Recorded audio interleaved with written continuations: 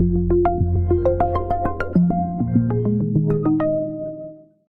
avons décidé de stopper l'hémorragie et d'augmenter les effectifs de 500 par an dans la police et dans la gendarmerie. Est-ce que c'est suffisant pour compenser les 13 000 suppressions d'emplois? Non.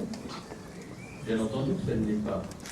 Il faudra longtemps, compte tenu de ce que sont les contraintes budgétaires auxquelles nous sommes confrontés, pour arriver à faire en sorte que les effets de la suppression des 13 000 suppressions d'emplois soient totalement compensés par les créations d'emplois dont nous avons décidé du principe.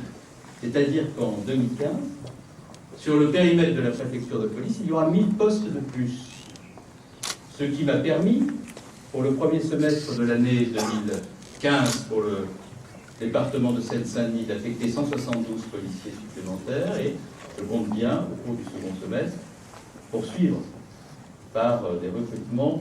Mais là, présentement, sur un district que vous connaissez bien, puisqu'il s'agit notamment du Pré-Saint-Gervais, il y a des lieux de culte qui sont sécurisés par des effectifs de policiers et non par des CRS. Oui, c'est policiers qui ne sont pas en mesure, à certains moments, de répondre aux appels 17. C'est normal lorsque l'on est dans l'urgence et avant d'avoir une organisation plus cohérente et assurée par les personnes qui sont nécessaires à chacun des endroits, on fait face aux risques et on fait face à l'urgence. C'était une position transitoire qui a été prise et croyez-moi, ça va s'améliorer et ça s'améliore déjà dans les jours, dans les heures, dans les jours et dans les semaines qui viennent. Je dis qu'aujourd'hui, on est sur des annonces de chiffres d'une part qui sont jamais vérifiables en macro et sur le terrain, moi dans ma propre ville, je suis à plus de moins 20 gardiens de la paix sur Aulnay-sous-Bois, moins 20 gardiens de la paix sur Sevran.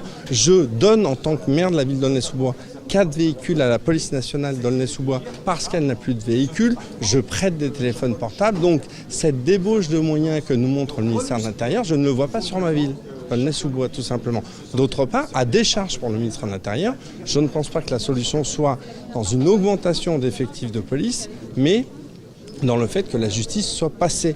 Nous sommes dans un département où les dealers sont convaincus de leur impunité parce que la justice ne passe pas, tout simplement.